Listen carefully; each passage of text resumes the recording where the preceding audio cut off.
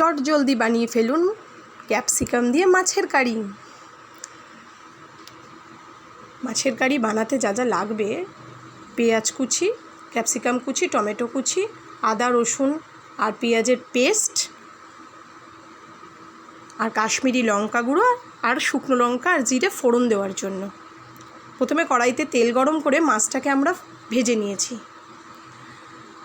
তারপর কড়াইতে ওই তেলের মধ্যেই আমরা জিরে ফোড়ন আর শুকনো লঙ্কা ফোড়ন দিয়ে দেবো।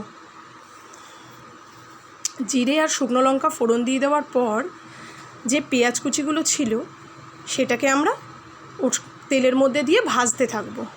বেশি বেশি ভাজার দরকার নেই, অল্প অল্প ভাজা হলে সেটার টেস্টটা ভালো আসে। পেঁয়াজটা দিয়ে অল্প ভাজার পর তার মধ্যে আমরা দিয়ে দেব টমেটো কুচি।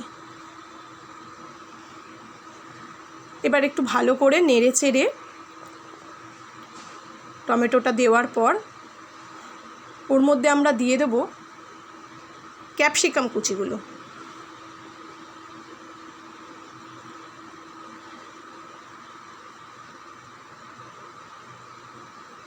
আবার ভালো করে নেড়ে চেড়ে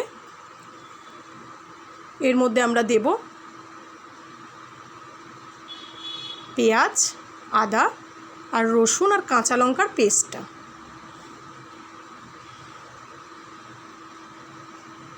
আমি এখানে একটা বড় সাইজের পেঁয়াজ নিয়েছি, সেটাকে আর্ধেকটা ভেজে নিয়েছি আর আর্ধেকটা বেটে দিয়েছি। আর চারটে মাছের পিসের জন্য নিয়েছি চার কোয়া রসুন আর একটুখানি আদা আর দুটো কাঁচা লঙ্কা।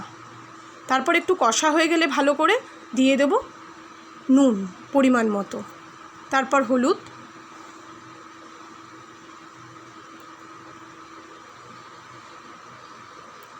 এরপরে দিয়ে দেবো আমরা কাশ্মীরি রেড চিলি পাউডার, যেটা কালার আসার জন্য। এটা দিয়ে একটু ভালো করে নেড়ে ছেড়ে কষে নিতে হবে।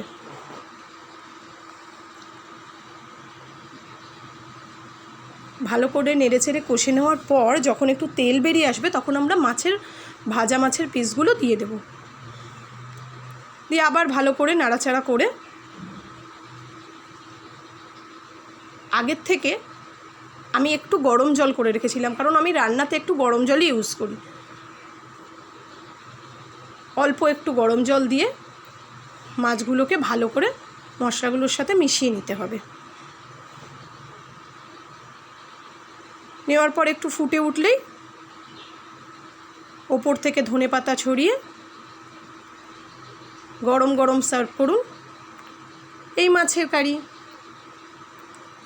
গন্ধটা তো দারুণ এসছে, আপনারাও একবার বানিয়ে দেখবেন, আশা করি ভালো লাগবে। আর ভিডিওটা ভালো লাগলে একটা লাইক করে দেবেন। সবাই ভালো থাকবেন।